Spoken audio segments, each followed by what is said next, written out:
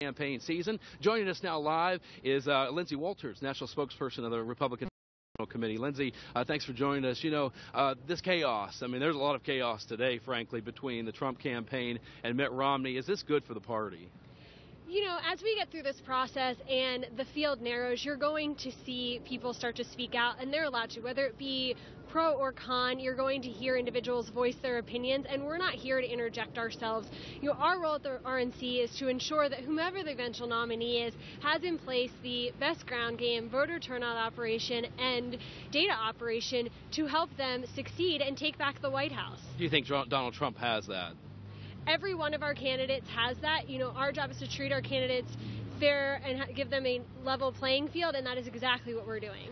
You know, I mentioned to you earlier that there are some who are saying it's a done deal if Donald Trump wins over the next couple of weeks. You're saying that perhaps is not the case.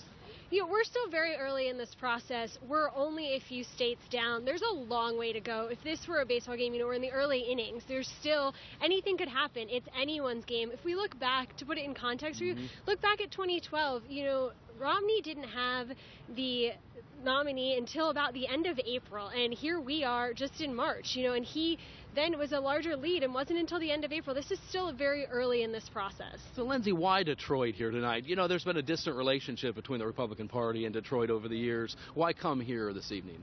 You know, Detroit is a beautiful city that's on the rise under the leadership of a strong Republican governor. We have, you know, Michigan, which is an important state. We're invested here, and we plan to be competitive in November. And it's important that we invest in communities that are growing. And as you can see, Detroit is up on the rise under the leadership of a Republican. All righty. Lindsay Walters, national spokesperson for the Republican National Committee. Thanks so much for joining us.